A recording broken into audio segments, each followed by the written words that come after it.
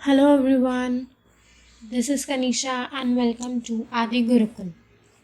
ये हमारा NCERT class 9th की साइंस का चैप्टर नंबर 2 का पार्ट सेकंड है। पिछले वीडियो में पार्ट 1 कवर किया गया था, ये पार्ट सेकंड होगा। आज का जो हमारा पहला टॉपिक रहेगा separation of mixture of solid and liquid. Solid and liquid को सेपरेट करने के कुछ तरीके हैं and everything like that. Start करते हैं। पहला मेथड है सेंट्रीफ्यूगेशन। देखते हैं ये मेथड क्या हमें समझाता है। आइए पढ़ते हैं। It is a method for separating suspended particles of a substance from a liquid. Liquid में जो हमारे पार्टिकल्स रह जाते हैं सस्पेंडेड, उनको अलग करना। In which the mixture is rotated, जिसमें हमारा मिक्सचर रोटेट किया जाता है हाई स्पीड में, फोर्सिंग डेंसर पार्टिकल। जो बहुत ज़्यादा डेंस होते हैं हमारे पार्टिकल, उन्हें फोर्स करता है बॉटम की तरफ, और हमारे जो लाइटर पार्टिकल्स होते हैं उन्हें ऊपर की तरफ लाता है। मतलब एक मिक्सचर है, उसमें फोर्स अप्लाई किया जाता है ताकि हैवियर पार्टिकल्स नीचे जाए, लाइटर पार्टिकल्स ऊपर आ जाए। ओके, नेक्स्ट है हमारा क्रोमैटोग्राफी। अब देखते हैं क्रोमैटोग्राफी क्या होती है। क्रोमा एक ग्रीक, ये पूरे ग्रीक वर्ड है जिसमें क्रोमा मीन्स होता है colour. Chromatography is a technique for separating दो solutes that dissolve in the same solvent. It was first used to separate colours, hence the name. अब देखिए, क्रोमैटोग्राफी एक ऐसी टेक्निक होती है जिसमें हम सॉल्यूट को उस चीज़ से सेपरेट करते हैं जिसमें वो सेम चीज़ में डिसॉल्व होता है। मीन्स दो कलर्स हैं, कलर्स दोनों सेम फॉर्म में होते हैं, बस वैसे डिफरेंट है, उनको मिक्स कर दिया। अब उन्हें सेपरेट करना है तो उसके लिए हम यूज़ करेंगे क्रोमैटोग्राफी का। और फर्स्ट टाइम क्रोमैटोग्राफी कलर्स को सेपरेट करने के लिए ही यूज़ की गई थी, इसलिए इसका नाम क्रोमैटोग्राफी पड़ा है। नेक्स्ट हमारा है separation of dyes in black ink using chromatography. अब क्रोमैटोग्राफी हमने अभी देखी क्या है, अब हम देखेंगे डाई में ब्लैक कलर की इंक को सेपरेट करना। Water serves as the solvent in our ink, ये हमें पता है, and the dye is soluble in it. मतलब डाई उसमें सॉल्युबल होता है, वो उसमें घुलता है, और वाटर हमारा सॉल्वेंट रहता है। The dye particles are carried away by the rising water. Dye के पार्टिकल्स हटा दिए जाते हैं उसके राइज से पानी के, एंड द फिल्टर पेपर। अब उसमें एक फिल्टर पेपर भी होता है। आपको पता है, अगर आप फिल्टर पेपर में कोई लिक्विड डालोगे तो उसके जो गंदगी है या जो भी उसमें सॉल्वेंट है उसका, वो अलग रह जाएगा। बस ये, अगर आप यही समझाना चाह रहे हैं, अगर आप पानी में सॉल्ट घोलोगे और उसको अगर आप फिल्टर पेपर से छानोगे तो वो सॉल्ट आपको फिल्टर पेपर पे नजर आएगा। A dye is usually a blend of two और मोर कलर्स, ये हमें पता है। Colour component that is more soluble in water rises faster. जो कलर कॉम्पोनेंट हमारा ज़्यादा सॉल्युबल होता है वो जल्दी राइज होता है और उससे कलर सेग्रीगेट हो जाता है। नेक्स्ट देखते हैं कौन सा मेथड है, फ्रैक्शनल डिस्टिलेशन मिसेबल लिक्विड्स के लिए। अब देखते हैं क्या कह रहे हैं। Fractional distillation is use to separate a combination of two or more miscible liquids with a difference in boiling points of less than 25 K. K means Kelvin. Such as for separation of different gases from air, distinct fractions from petroleum products and so on. ये हमारे दो या उससे ज़्यादा miscible liquids को अलग करने में काम आता है बेसिकली, जिनका बॉइलिंग पॉइंट 25 केल्विन से कम होता है। मीन्स उनका डिफरेंस 25 केल्विन से कम होता है बॉइलिंग पॉइंट का। ये हमारा एयर से गैसेस करने के लिए भी यूज हो सकता है सेपरेट।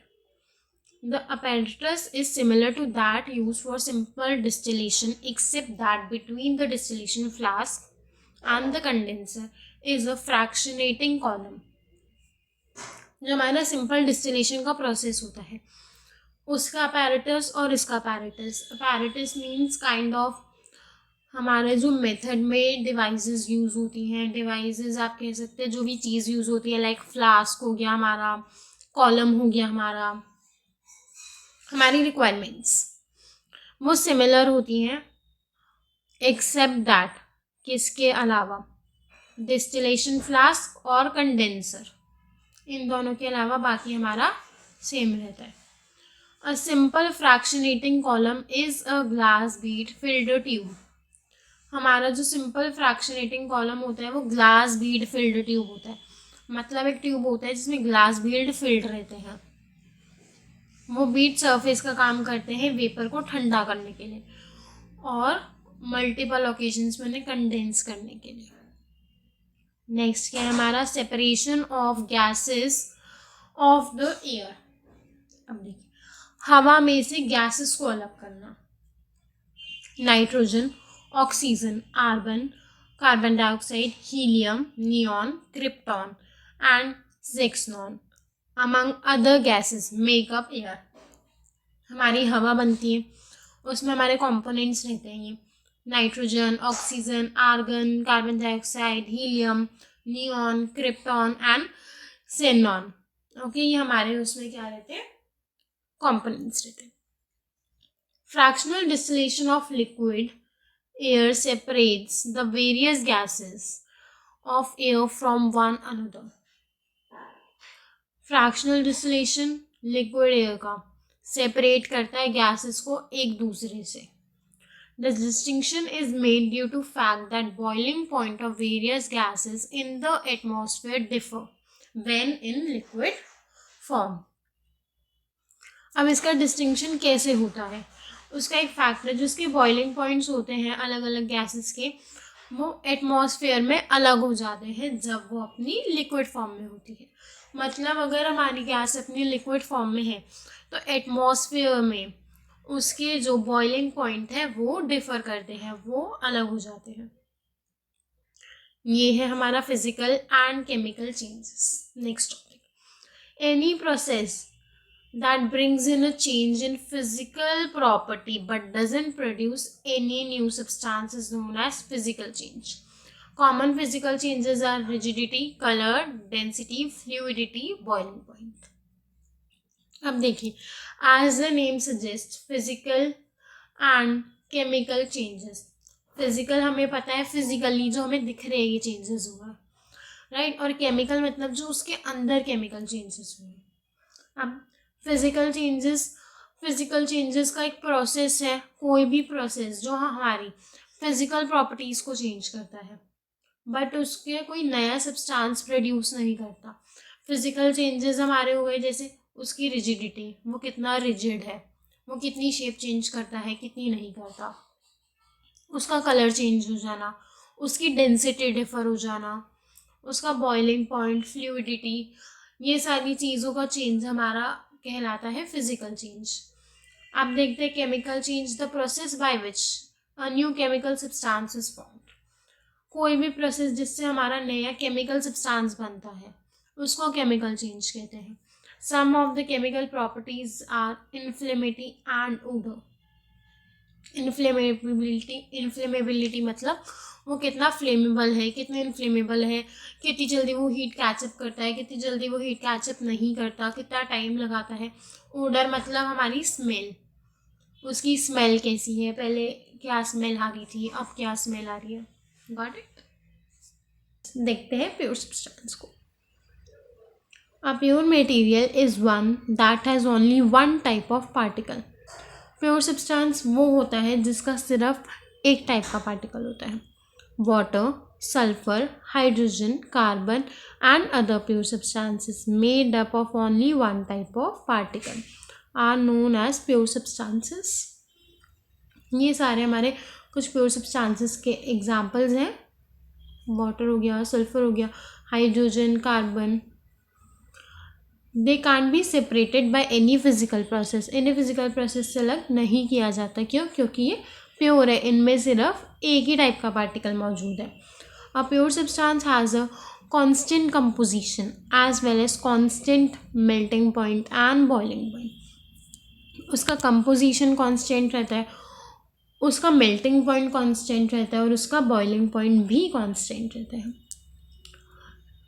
समझा आप लोग? प्योर सब्सटेंस एक ऐसा सब्सटेंस होता है जिसका एक पार्टिकल होता है, फिजिकल प्रोसेस से अलग नहीं किया जाता, कॉम्पोजिशन कांस्टेंट रहता है, मेल्टिंग पॉइंट कांस्टेंट रहता है और बॉइलिंग पॉइंट भी कांस्टेंट रहता है। नेक्स्ट हमारा आता है टाइप्स ऑफ प्योर सब्सटेंस। अब देखते हैं प्योर सब्सटेंस के टाइप्स क्या है। अब pure substance are divided into 2 categories, 2 sub categories में डिवाइडेड है। पहला एलिमेंट्स, दूसरा compounds. Let's see. A pure substance simple और बेसिक फॉर्म। एक प्योर सब्सटेंस एक क्या होता है, एक सिंपलेस्ट और बेसिक फॉर्म होती है जिसको आगे ब्रेक डाउन किसी भी चीज़ में नहीं किया जाता।